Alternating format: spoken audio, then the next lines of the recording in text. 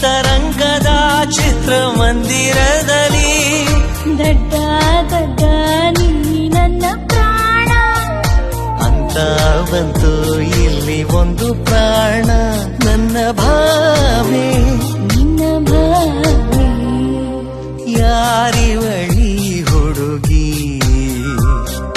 ಯಾರಿವನಿ ಹುಡುಗ ನನಗಿದು ತುಂಬಾ ಹೊಸ ವಿಷಯ ವಾಲಿತು